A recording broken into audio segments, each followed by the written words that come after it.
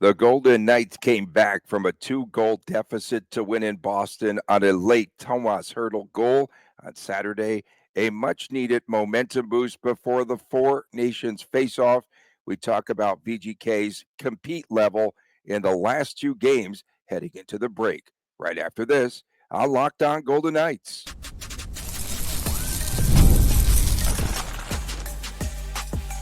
You're Locked On Golden Knights, your daily podcast on the Vegas Golden Knights, part of the Locked On Podcast Network, your team every day.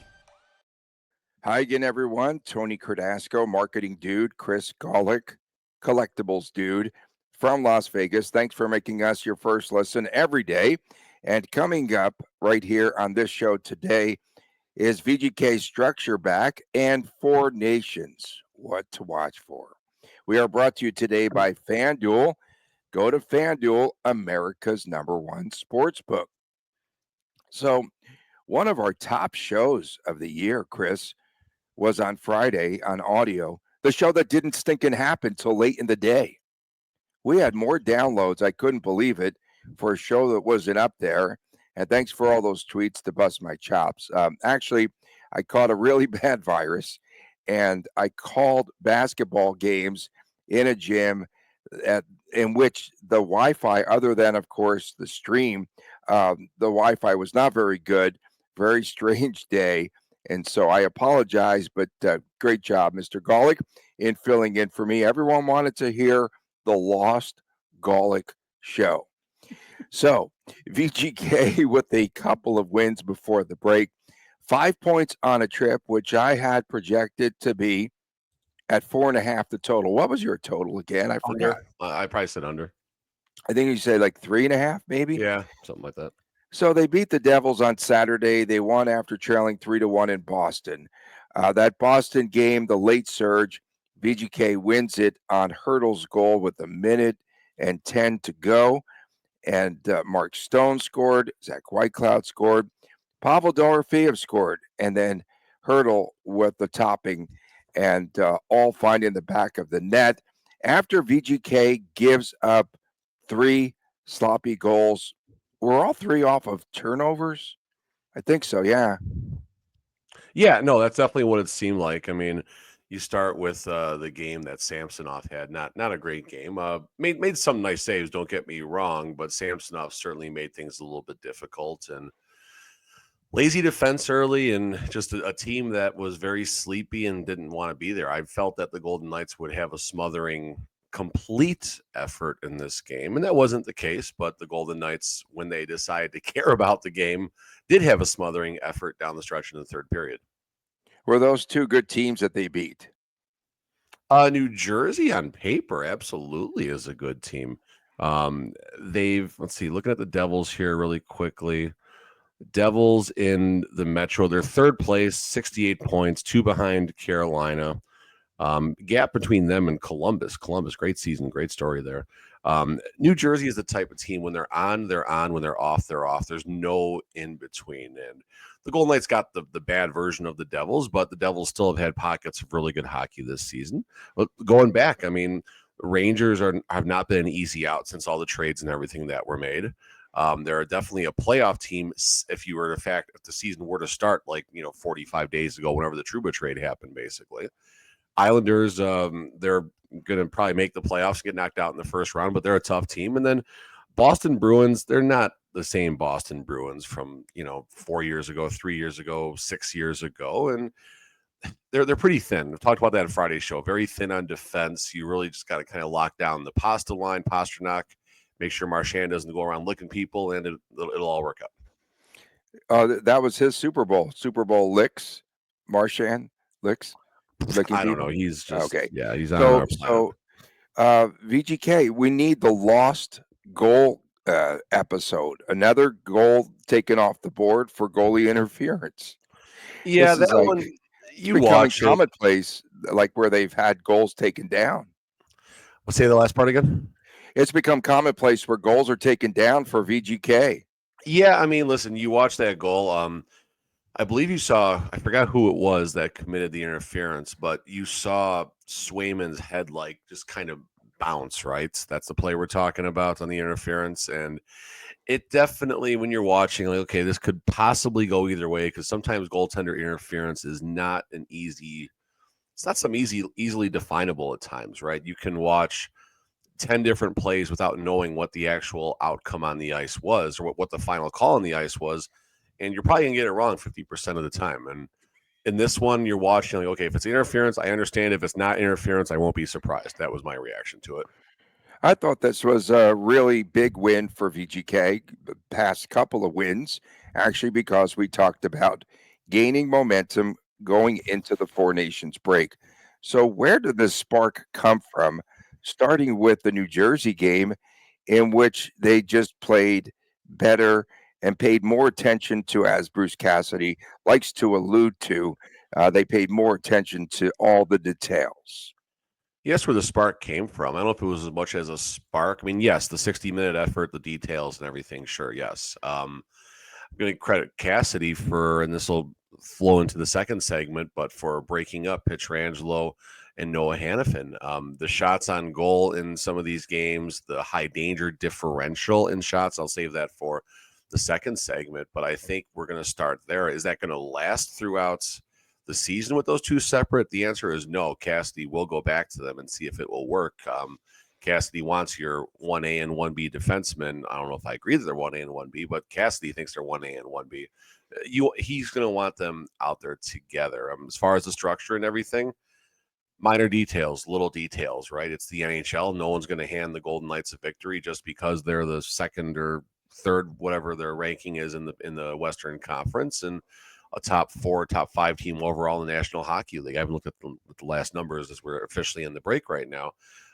But it takes an effort. It takes an effort against the Sharks. It takes an effort against the Sabres. It takes an effort against the Devils. It takes an effort against the Washington Capitals and the Nashville Predators and any team in between right there. And the Golden Knights got a reminder of that. The Golden Knights got a reminder of that, not necessarily on these last 4 games before the Four Nations, but the time leading up to that. And I think the Golden Knights compartmentalized, if that's the word to use. They, in the memory bank, whatever terminology you want to use, they certainly were true to that form in these last 4 games. And now there is the odd momentum boost heading into the break. This is not something we're used to. This is kind of strange. I'm uncomfortable right now. Yeah, they really turned it on there late in the latter part of this half of the season or what have you. And 2 for 4 on Saturday on the power play. So that's good news. Maybe that the power play is starting to come back. And Oh, Hurdle's goal was 100%. on the I mean, power play. Yeah. a good power play can carry a bad team. No, the Golden Knights are not a bad team. I didn't say that. But they can carry a team that is struggling. They can carry a team that is having a hard time.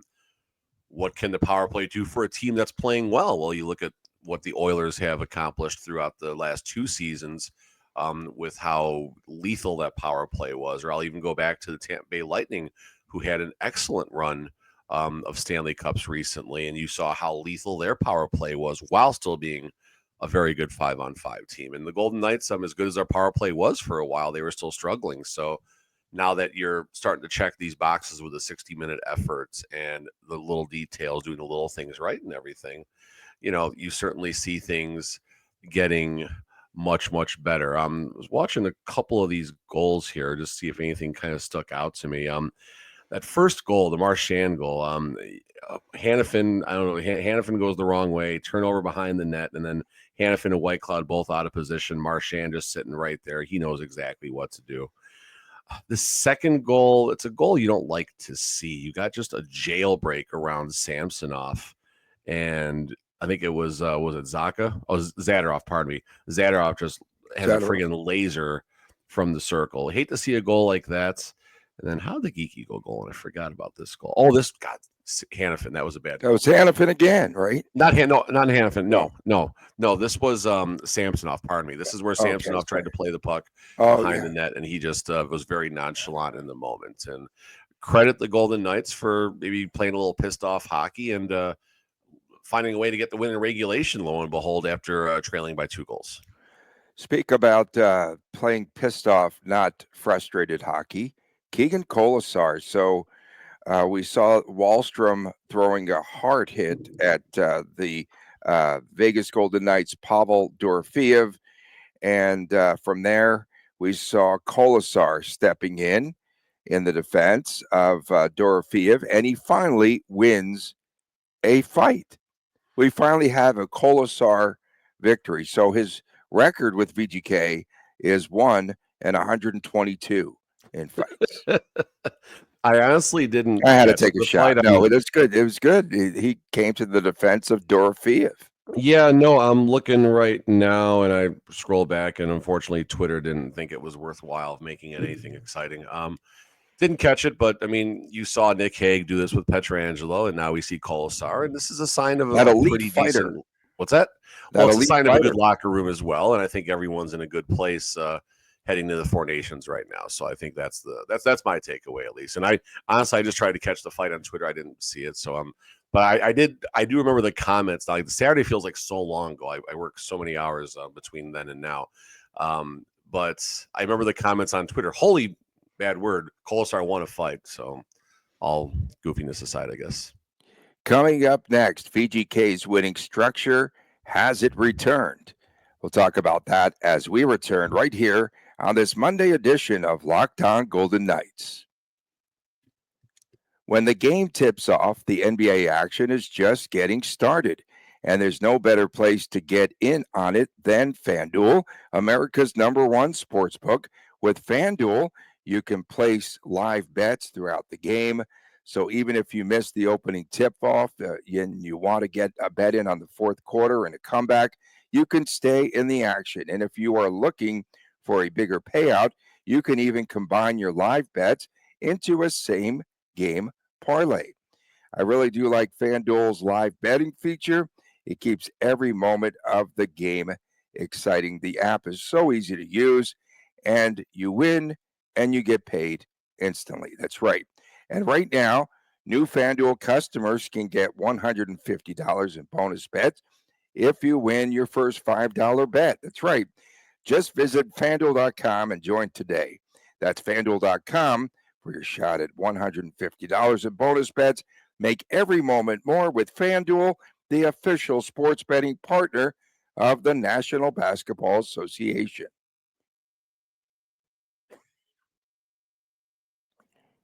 Welcome back on this edition of Locked On Golden Knights. Tony Cardasco, Chris Golick from Las Vegas. We appreciate you making us your first listen every day. And thank you so much. Thanks to our everydayers tuning in around the world. And how long did you stay with the Super Bowl game yesterday? Did you watch it for the entirety? I watched so it was really nice. We had a little party, well, our family party we do every I year. like that. So you do like the fake props, right, with the kids and stuff? You still do Yeah, that? my favorite one was Travis Kelce proposal props. Yes, he'll propose, and Taylor will say yes or no. You can bet either side. Not bet, but you can I know. entertain either side. You can say What no do you- proposal, or Yeah. my favorite was propose to somebody else. I We were like that looking one. for cat. We were looking for commercials featuring cats. I think it was just one. The There was just Cheeto one. cat counts as a cat. Eric E runs. We agree. I do agree with that. Color of the Gatorade poured on Andy Reid. Oops, I was wrong. That was not Andy Reid. It was green, by the way. Green or yellow, I guess, depending on Depending on what you call that color of Gatorade. I go, I'll have a green Gatorade. They go, it's not green, it's yellow. And yeah, they no. always If you have ask that for a yellow, debate. I'll tell you it's green. So I wonder how the sports books Exactly. handled that. Exactly. I think those are some of the goofy props. I'm sure there was another one I'm forgetting right now. But the kids decorated. Like I was locked in this office literally from 1 p.m. on Saturday until basically 3 p.m. on Sunday working. I had like a 5-hour nap on Saturday to Sunday. And then it was really nice. Like when I came out of the bedroom, I saw everything all decorated. I'm like, I'm done work and I can enjoy this for a little bit. It was nice. But then I fell asleep in the second quarter and I woke up for the halftime show, watched the end of the game, and kind of stared at my phone playing Golden Tee the whole time because it was boring. You notice that VGK is getting more high danger shots, and also a lot more. They are limiting opponents' high danger opportunities. Is VGK structure back? That's the question. Yeah, I mean, listen, let's start here. I was trying to grab the shots on goal for the last 4 games, but I do got the high dangers here. Okay. The high dangers. This is the entire road trip. Rangers, Islanders, Devils, Boston. Game by game, really fast. 15-10 favor Golden Knights over the Rangers. 17-5 in favor of the Golden Knights over the Islanders. 19-3 in favor of the Golden Knights over the Devils. Boston was 13-12, still in favor of Vegas, but 13-12. So on this road trip, the Golden Knights had 64 high dangers to the 30 of their opponents. 12 of those came in the final game. So really, if you take away the final game, now all of a sudden we're at 18 high dangers. It would have been 51-18 in the last 3 games leading up to the Boston game. So that right there tells me where the structure is. This isn't the Golden Knights out shooting their opponent 40-12 and not getting the right results. Maybe the Islanders game, you could say that. I think it was pretty close to that, actually, 40-14, whatever it was. This wasn't the Pete DeBoer kind of where the Golden Knights are firing shots into the goalie's chest the entire time. This wasn't that type of situation. Generating high danger chances, they're going to go in. The Golden Knights got the right finishers, led by Pavel Dorofeev, who would have thought. Jack Eichel finding a way to get goals. Mark Stone camping out in that slot and everything. So, yeah, the structure is definitely back. How much is it the structure versus the Golden Knights simply having the will to win? I mean, maybe Cassidy's out there giving some type of speech, or Mark Stone or Jack Eichel. I don't know how that happens in the locker room, but the Golden Knights winning brand of hockey returned for traditionally their most challenging time of the regular season. A couple of resilient wins for VGK. You would have to say that they stole the game there in Boston, because that's a game they were down 2 goals. They battled back and they pulled out a victory in regulation, which I thought was a big win again. And you could tell that the team was excited about getting that victory. Well, a few reasons. Obviously, Cassidy and Boston, all of that drama-rama. I never even thought about that. Never even thought until you said that. It never even crossed my mind. But that's fair. Yeah, I forgot. No, they were propelled, I'm sure, to play for their coach and to try to get that W there. That was good. And then just also winning a game where you cough up the puck as many times as they did. They played sloppy. Yeah, and not a great game. But again, they stole the win. They stole the 2 points, and that is big going into the break. Noah Hannafin, 9th on the hockey stat card. Braden McNabb was on the bottom. Colasar and Ron Bjork were down on the bottom as well. How is the experiment, if you will, or what have you, with Brendan Saad going? How is he playing? Good. Is he contributing? What are your thoughts? Saad is fine. I think the bigger experiment is Mark Stone down to the 3rd line right now than Strange, right? Isn't that strange? That's strange. It is, but Cassidy sees something. Cassidy sees something, how they're going to complement each other's game right now. You also see what Eichel and Dorofeev are doing. So you have these chips, if you will, where you can do these things. It's nice to see Mark Stone getting a break. Oh, wait, the 4 Nations. We'll talk about that in the 3rd segment. But his minutes will certainly drop a little bit for someone who has spent the better part of the last 3 injuries on the LTIR at some point. It's good to see a little bit of the bad pun coming, but some of the weight coming off of Mark Stone's back. Brandon Saad, he's finding ways to affect the outcomes of the game. Scored in his, 2nd game, I want to say. And he's around the nets. He's a smart player. Is he going to be the reason the Golden Knights win the Stanley Cup? Are we going to look back to, what was it, January the 31st or whenever they signed him and it was the time? No, that's not going to be the moment. There's going to be a splash coming. A lot of rumors that the Golden Knights were trying to get the defenseman who Vancouver ultimately traded for. So, I mean, Kelly McCrimmon's got something going right now, and a bigger piece will be coming. But Brandon Saad's going to be good. He's going to score big goals in big moments, and hopefully in the playoffs that will continue. Is Brandon Saad going to be out there winning those races and board battles and out there zipping around players like Jack Eichel? No, he's not that guy. But when the puck sneaks out to the high slot and there's only one player there waiting for it, it's going to be Brandon Saad. And Saad's going to get a few snipes as well, kind of a Dave Perron-esque, where he changed the angle on that shot from in tight, and it's going to be fun to watch. Yeah, and I just was out on this trip where Tomas Hertl supposedly sort of called out players for not camping out in front of the net. Was this a turning point, if you will, where he pointed out he mentioned Barbashev by name. I couldn't understand in between the broken English, and I'm not making fun of it at all, but he did point out that VGK needed to get more net front presence. He said Barbashev, and so from that point on, perhaps This was something that VGK really paid attention to, and thus leading to high danger opportunities. I'm thinking, could that be? Everything helps. And you know what? If someone like Tomas Hertl, after being with the team now for basically pretty much a full year, well, not a full year, it's been about 11 months or so now, the fact that he is speaking up and not afraid to use the media as a pawn, that's all we are. I think people forget that that's a big job of the media, is to be a Yeah, but pawn for the players we're to not talk to each media. other. Don't ever confuse us with media. Yeah, no, that's fair. That's fair. That's fair. People use that against us when they want to chirp us, but we don't really say that. But point being is that Tomas Hertl, if he's speaking up about these things, it shows his leadership. I mean, I don't have his direct stats in front of me, but he's been in the league forever. It feels like 30 years old, something like that, and been around for a long time. Played in many big games, many big moments. A part, of course, of a couple of the series against the Vegas Golden Knights in the playoffs, and played a 7-game series with the Vegas Golden Knights. So the fact that Tomas Hertl is not afraid to speak up a little bit, use the media to maybe get a message out there, that's a good thing.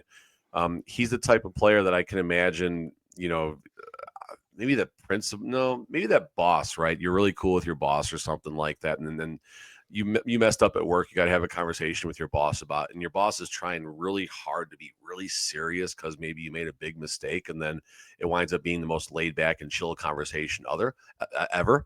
That's probably what it's like talking to Tomas Hertl when he's trying to tell you something or teach you something like that. But it's probably a fun conversation to have. And he's a guy that you don't want to let down. I don't think like I don't look at him as being confrontational if you don't do something right. I think have fun with it. And I'd rather probably have an interaction with him if I make a mistake than like Mark Stone or Coach Cassidy. Yeah, there's so many leaders in that locker room for VGK. So Are there too you many? have to wonder, yeah, are there too many? Exactly. That's what I was going to get at. Coming up next, the Four Nations face-off is finally here. It starts on Wednesday. I've got Four Nations fatigue, but we'll talk about it next right here on Lockdown Golden Knights. When it comes to hiring, Indeed is all that you need. Stop struggling to get your job post seen on other sites. Indeed sponsored jobs. It puts your post at the top of the page, and you can get a lot of help to reach the right candidates and fast. And of course, you have been on the spot where you need to hire that right person like yesterday. I think we've all been there in the hiring process, or process, as they say. We're getting ready for the Canadian team for the Four Nations. The pressure's on every day. Without the right person is an absolute setback. And that's exactly when Indeed sponsored jobs come in handy. They can make sure that your post is seen by the right candidates right now. Now you can speed up your hiring process with a $75 sponsored job credit. Just go to Indeed.com/lockdown right now, and you can support our show by saying you heard about Indeed on our podcast, Lockdown Golden Knights. Terms and conditions apply. Hiring, Indeed, is all you need. Welcome back on this Monday edition of Lockdown Golden Knights. I've made it without coughing there, Golick. We appreciate you tuning in. Thanks so much for making us your first listen every day. Find us wherever you get your podcast. Please make sure to subscribe to our Lockdown Golden Knights YouTube channel. What is the coverage going to be like? Yesterday, I saw State Run saying that they were going to be taking the social media team to the Four Nations face-off. It's going to be entirely slanted towards Canada. Now, don't get it twisted, folks. I am not a Canadian hater. I just cannot believe the overload of coverage for Team Canada here locally by the Vegas Golden Knights. To me, it's just like, it's embarrassing to me personally, because I see everything, every ounce of coverage is slanted towards Team Canada. Yes, you wish them the best of luck, the VGK players. Correct, all that. But you also have players, especially on Team USA. So yesterday, I think the coverage, I can't follow it. I can't. Yesterday, Drew Doughty, taken out by Mark Stone, gets his sort of revenge. He was taken out in the preseason. as now he is named Alex Petrangelo's replacement in the Four Nations. And so let's take a look. We start off on Wednesday, and we've got Team Canada against Sweden, USA against Finland. And then Saturday, Finland against Sweden, US against Canada. Those games at the Bell Center in Montreal. And then we wind up with Canada, Finland, Sweden, USA, February 17th. The championship game at TD Garden on February 20th. Do you think fans are really interested in this? I'm so curious about what the general feedback will be. So there's a lot to take in from what you just said right there. Let's start with the coverage. No. Supposed to be four members of the Let's start. No. Let's start with Team Canada fatigue. Go ahead. Well, yeah, I mean, listen, you said why is Canada getting all the attention locally? Well, one, it's a Canadian game as far as the most of the players in the league, but Canada was supposed to have 4 Golden Knights. Of course, Pietrangelo is out, so they're down to 3, and you only have 2 Golden Knights on Team USA. So I think that's part of why. Eichel and the turnover guy, right? Exactly. Turnover yeah, guy. no, see if we can fix that. So I think that answers why you're seeing a lot more attention for the Canadian side. As far as what kind of hockey are we going to see? That's the biggest question. Team Canada, this is going to be important for. I mean, they just got their butts kicked in the juniors, right? So I think that's going to matter, number one. Team Canada will be out there giving a pretty solid effort. And I'm not saying you're not going to have the same effort from Finland, Sweden, and US. I think definitely Finland and Sweden are going to be out there doing what they can as the underdogs. I'm personally for Sweden on this one. I just want I want chaos. I want someone besides Team USA and Canada winning this just to turn this entire tournament on its end. Canada's going to be out there working hard, trying to run over this tournament, for lack of a better term. Can they do that with the goalie situation? I don't know. Is that a knock on Aiden Hill by any means? Well, maybe a little bit, because he has been playing that well. And you look at the goalies on the United States side, at least on paper, it looks a little bit better with Hellebuck, Ottinger, and Swayman. I mean, let Hellebuck out there and don't even put Ottinger and Swayman out there. That's how good he is right there. I saw a clip pop up on Twitter, I want to say, from the World Cup of Hockey back, Tony Amante out there and all those players, and it was ruthless. It was mean. It was nasty. It was a playoff game. It was an all-star game, but playing like it was Game 7 of the Stanley Cup Final. They're out there just crushing each other. There's a lot of passion and everything. And the World Cup of Hockey was a very solid tournament, a very good complimentary piece, if you will, to the Olympics. Is this going to become the new World Cup of Hockey? I don't know if the World Cup of Hockey is even a thing anymore. I don't know how that's going to play out. But if this kind of takes place of the World Cup of Hockey, then fine, sign me up. I think the biggest thing I want to see is good hockey. I want to see really good hockey. You got the best players in the world. You can make an argument, obviously. I don't want to see my players getting injured and such like that, but I want to see good hockey. And if I'm not going to be able to watch the Golden Knights for 2 friggin' weeks, then give me something good to watch. And I will be watching these games. I'll probably watch all the games because, well, I got nothing else to watch. We're going to have to talk about something for the next 2 weeks. So, yeah, that's kind of where I am with it all. I'm sure you might have had a few other points in there, and I'll react. I just forgot what they were. I forgot what they were, too. And then Fatigue, Saturday, that's obvious. Saturday, we've got Finland and Sweden and U.S. against Canada. That's going to be interesting this upcoming Saturday, so keep an eye open for that. So it's 3 games guaranteed, and then the championship game, right? They'll go based on points, probably 2 points for a win. They're doing They're doing 3-2-1. They're doing what the NHL should adapt to one of these days. 3 points for regulation, 2 for overtime, 1 point still for a loss. 2 points for an overtime winner. So they're playing into overtime and shootout and all that. What is the format? I'm curious. Looks like it's in accordance with NHL rules. So they're playing NHL games. They're playing NHL style games as far as don't like it. I still don't like it. I just don't. No, I think it's so taxing. It's so taxing on the players. Maybe this is something over the course of the summer that you play, and then you have time to recover and all that, because they are going to be competitive and they are going to go hard. To me, in the middle of the season, I think it's so taxing. And if you finish up, right, the Four Nations on the 20th, especially if you're VGK, you have to come back on the 22nd, right, when they return home. I think that's the game against Vancouver. They return home 2 days later.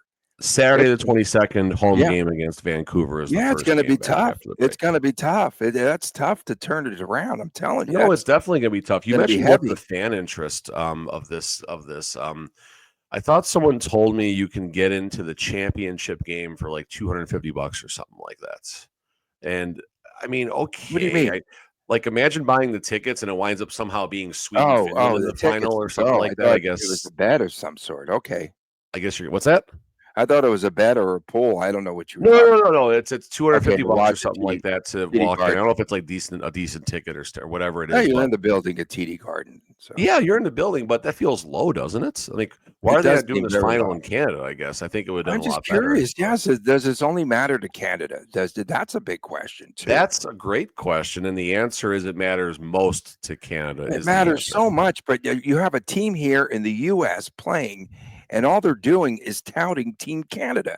And I love Canada, and I love the poutine, and I've got some of my best friends, and these unbelievable people and women that I know from Toronto and from Canada.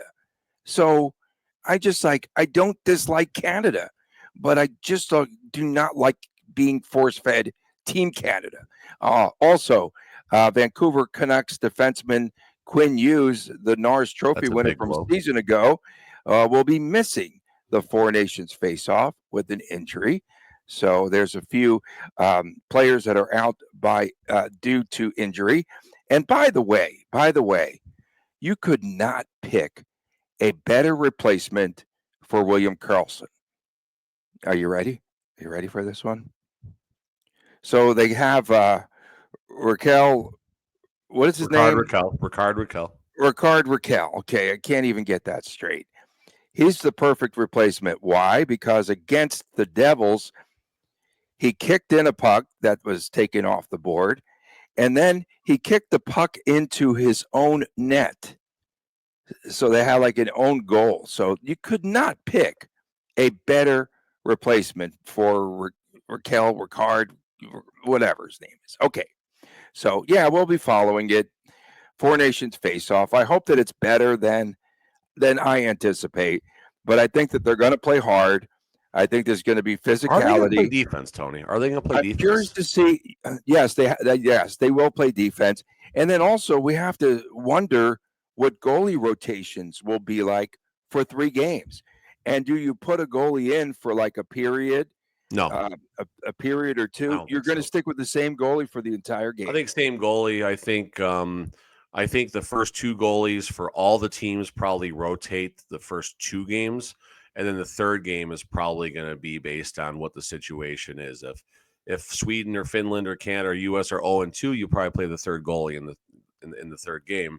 If they're trying to a victory means you advance to the championship game or something like that, I think they play their 1A or 1B. We appreciate everyone tuning in. Yes, we will be following the Four Nations face-off. That's about the only news that we anticipate. Although, again, with all the GMs being around there, we're going to see some wheeling and dealing. Oh, yeah. Trade deadline comes up on March the 7th, so we are quickly approaching that. We appreciate you tuning in, especially our everydayers tuned in around the globe, especially our good friends all over the world and our folks at number 3, Singapore. Don't forget Fridays, WTF, Saturdays, sometimes Chris and Chris Jr. show. For my man, Chris Golick, I'm Tony Cardasco from Las Vegas. We made it through the show. Jeez, without coughing. We appreciate you tuning in. We'll see you tomorrow right here on Locked On Golden Knights. And please take care.